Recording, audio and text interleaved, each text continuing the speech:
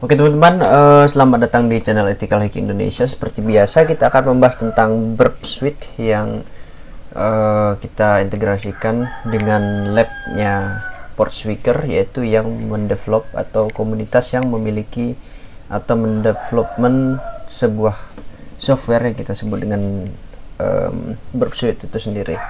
Oke, jadi untuk melanjuti video yang kemarin saya buat itu, di sini kita akan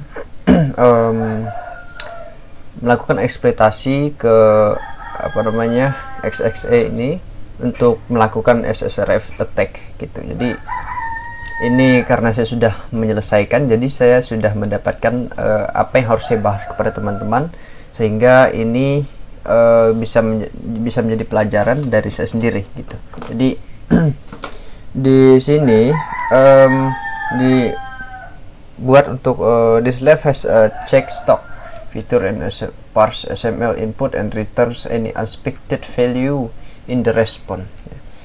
The lab server is running a simulate metadata endpoint at the default URL which is ini IP-nya yang kita gunakan, dan saya sudah salinkan ke sini supaya nanti kalau aktif akses labnya dia tidak hilang. This endpoint can be used to retrieve data about the instance, some of which might be sensitive.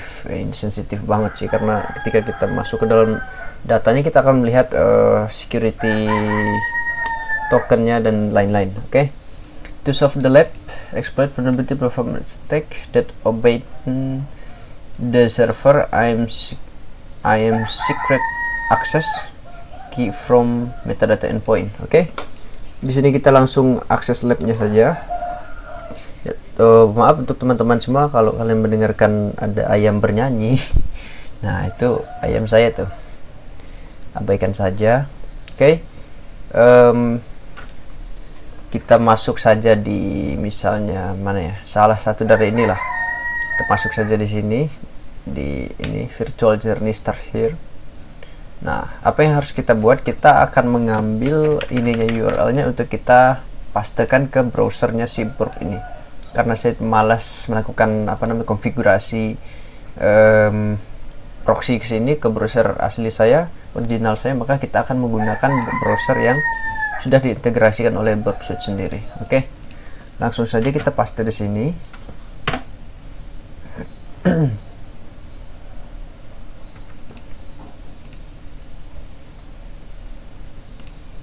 Oke. Jadi ini adalah tampilannya yang produk 14, adalah produk 14, dan kita dimintai untuk melakukan akses kepada ini tadi cek produk cek. Jadi di sini ada cek stock, maka kita nyalakan saja intercept kita, proxy intercept, langsung kita klik saja, dan maka kita akan melihat XML di sini seperti biasa yang akan kita melakukan attack ke situ untuk mencari apakah ini adalah sebuah kerentanan apa tidak gitu. Jadi kita bisa mengetesnya di sini. Oke, langsung kita send to repeater. Di repeater ini bisa kita lihat seperti ini. Kita send aja dulu untuk melihat apa sih yang terjadi untuk di original requestnya. Nah, yang terjadi adalah dia akan menampilkan stok data. Kita cek di sini. Oh, ini tidak bisa karena dia masih direkam oleh intruder ini. Kita matikan dulu.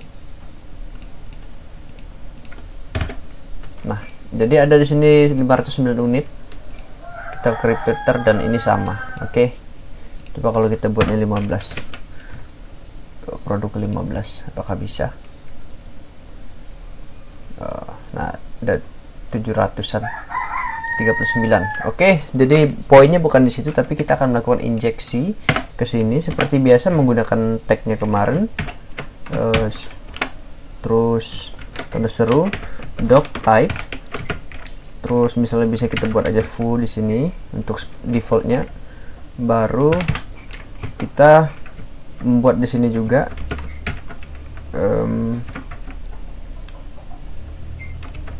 semacam entity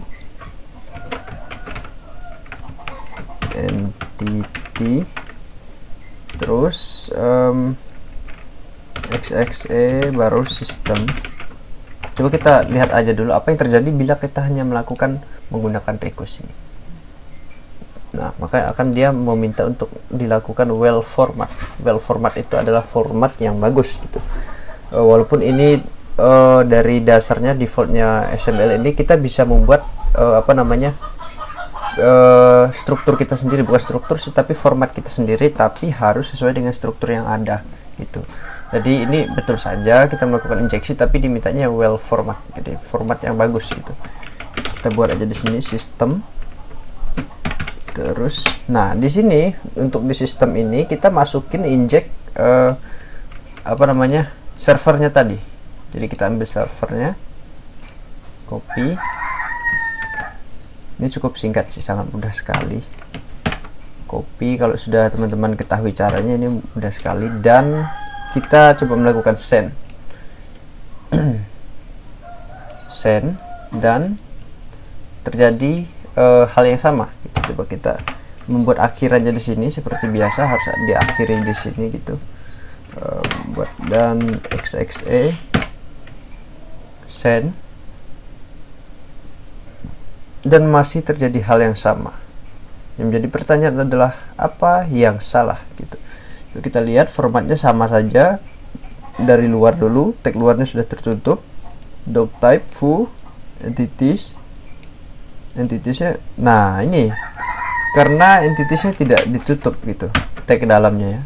Jadi kita lihat dia akan mendeteksi bahwa ini yang berguna gitu. Ini akan terjadi atau ini, mereka dua inilah yang terintegrasi dalam satu tanda apa ini namanya, saya tidak tahu namanya, tapi saya tahu ini tanda penutup lah, penutup dan pembuka. Jadi ibaratnya dibuka di sini dan ditutup di sini, sedangkan ini tidak masuk ke dalam hashtag ini atau dalam yang kita tulis di sini. Jadi tidak dimasukkan ke sini. Jadi otomatis ini akan salah, false, dan dia meminta lagi yang benar gitu, atau yang true. Makanya dia minta di sini must be well format gitu. Jadi yang harus kita lakukan adalah kita memasukkan di sini tutup penutupnya, sehingga di sini sudah terlihat bahwa dia di sini memiliki kesamaan warna dengan yang ini gitu. Oke, langsung kita start. Dan masih terjadi hal yang sama. Dan apa yang salah? Kita harus mencari yang salah. Misalnya kita di sini kita ubah, buat sembarangan saja dulu, dan tetap salah. Apakah di sini? Seharusnya tidak. Dan terjadi hal yang sama. Saya agak lupa ini gimana ini tadi ya. Sistem entities, tapi harusnya sama sih. Doc type entities system. Itu kita cari payload ya, saya lupa payloadnya. XXE tag.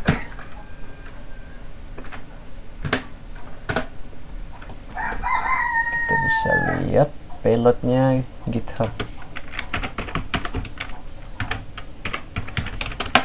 Di GitHub banyak sekali payloadnya tentang external injection ini, dari yang basic hingga yang ini entity and okay. Untuk ininya sama, masih sama, kita masih sama sampai di sini, masih sama. Example as entity as SSI sama masih.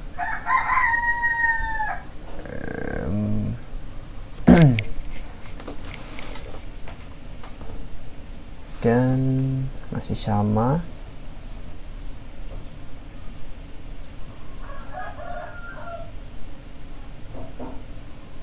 Coba kita lihat, ini sih yang harusnya sama ini. Kita ambil saja ini payloadnya foo, dua-duanya foo ya, dan di sini pakai tag ini harusnya sama saja sih. Sistem entity SSI system, tutup, tertutup. Kode memiliki kontra dengan spasi ini, send, dan masih salah. What's wrong, my brother?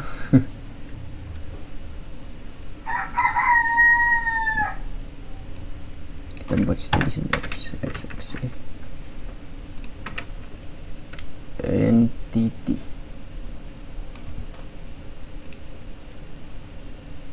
dot type entity. Ya iyalah, pantas karena saya salah penulisan entity-nya, jadi nah seharusnya salahnya di sini saja gitu. Oke, jadi salah saya typo ya, saya typo dalam pilotnya. Jadi teman-teman juga harus belajar dari situ, karena pengetikan ini sangat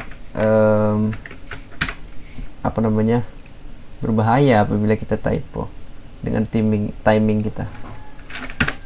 Oke, metadata ini kita lakukan navigasi ke dalam ya, ke dalam errornya. Nah, kenapa invalid product ID? Nah, dia langsung mengeluarkan datanya gitu. Karena seperti biasa, seperti SQL injection juga, dia melakukan koreksi terhadap injeksi yang kita lakukan. Nah, baru dikembalikan lagi keluar gitu. Tapi ibaratnya sama saja gitu. Yang menjadi bedanya adalah dia bisa dibuka saja lewat browser gitu.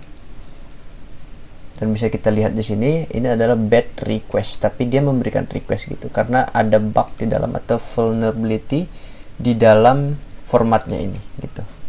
Jadi kita bisa melakukan pengarahan security atau pengarahan tindakan atau pengarahan pemberian data dari server ke klien dengan maunya kita, dengan melakukan injeksi di dalam XML-nya gitu. Security credential. Oke, kita send. Kalau masalah spasi seperti ini mungkin tidak jadi masalah. Kemudian kita masuk ke admin. Nah, di sini kita bisa lihat di sini ada banyak sekali, dan ini menjadi kesalahannya. Ini menjadi kesalahan, atau ini yang menjadi miskonfigurasi dari XML gitu. Jadi teman-teman kalau punya server dan website yang memiliki atau berjalan di XML, itu harus teman-teman lakukan pengecekan terhadap vulnerability terhadap XML. Karena kenapa? Ketika itu tidak dilakukan pengecekan dan orang lain yang melakukan ngecek dan mendapatkan bug, terus dia melakukan tindakan yang di luar kemauan kita, maka itu sangat berbahaya sekali. Nah, seperti di sini teman-teman bisa lihat, di sini sensitif data itu kelihatan seperti token, secret access key seperti ini, terus secret access key ID, terus type-nya apa? AWS. Terus kita bisa melakukan seperti ini dan sukses, code-nya sukses. Jadi kalau misalnya orang-orang mau masuk server kita menggunakan vulnerability ini, sangat mudah sekali gitu. Karena di sini ada access key ID-nya, kita bisa masuk ke dalam server AWS-nya. Terus kita bisa pakai ini secret key-nya dan pakai token-nya. Jadi perkara miskonfigurasi dari ini, orang bisa menguasai seluruh kesisteman kita dalam server gitu. Jadi itu yang mau saya berikan pemahaman, bahwa sekecil apapun itu bug, tolong dihargai orang-orang yang melakukan reportnya, bagi orang-orang yang punya server gitu. Karena saya pengalaman sekali, bugnya yang sangat kritikal sekali dalam suatu website yang sangat berguna bagi masyarakat. Ketika saya report, dan orangnya cuma bilang ya dan it's okay, tapi itu harus ditangani dengan sebaik mungkin. Takutnya ketika orang mendapatkan lagi bug seperti itu, orang tidak mau report dan mereka akan menjualkan ke orang-orang yang tidak bertanggung jawab dan orang itu akan menggunakannya untuk hal yang menguntungkan dirinya sendiri dan merugikan sangat banyak sekali orang. Oke. Jadi di sini teman-teman bisa melihat betapa kritikalnya vulnerability ini, karena dia bisa menguasai apa yang kita miliki gitu. Jadi dia punya ID dan dia punya key, jadi itu tinggal senggol aja dia langsung masuk gitu. Entah ada firewall lain yang terjadi di dalamnya, tapi saya yakin dengan kedua elemen ini orang sudah bisa masuk ke dalam server kita gitu. Oke. Jadi teman-teman yang punya server yang pakai XML, tolong diperiksa sekarang juga bila teman-teman baru menemukan hal ini, supaya untuk memastikan bahwa kalian dalam posisi yang aman. Oke. Jadi itu aja mau saya sampaikan. Nanti kita akan bahas lagi XML atau external entities yang seperti XML, XI ini kedepannya dengan model video yang lain lagi, karena ada beberapa yang mau saya bahas. Nanti kita akan bisa membuatnya seperti masuk ke dalam SQL injection dan banyak sekali hanya dengan menggunakan vulnerability XML ini. Jadi seharusnya kan kita cuma bisa masuk ke server, tapi ini bisa dieskalasikan ke dalam database gitu. Jadi kalau misalnya teman-teman bilang saya punya database dengan server saya berbeda, jadi walaupun dia masuk ke dalam sini, dalam server saya, dia tidak bisa melihat database saya yang sangat penting sekali. Oke, yang perlu teman-teman ketahui adalah dari sini mereka bisa masuk ke dalam database teman-teman.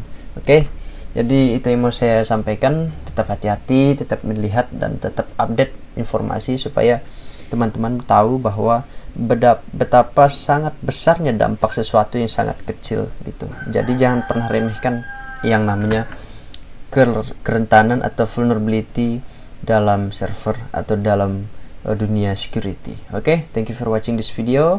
Bagi teman-teman yang tidak sengaja melihat video saya di beranda atau di YouTube atau dimanapun, terima kasih sudah mengkliknya.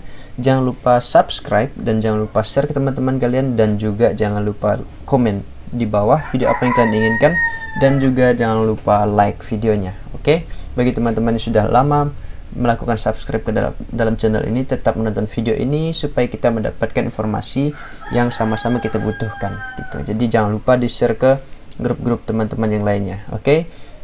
Untuk informasi perkumpulan atau komunitas bisa sudah sampaikan di deskripsi. Jadi teman-teman harus melihat deskripsi untuk mengetahui informasi mana yang tidak saya beberkan dalam video gitu. Jadi saya sediakan dalam bentuk literatur yang sudah saya tuliskan di deskripsi. Oke. Terima kasih teman-teman semua. See you in the next video. Jangan lupa untuk tetap semangat belajar.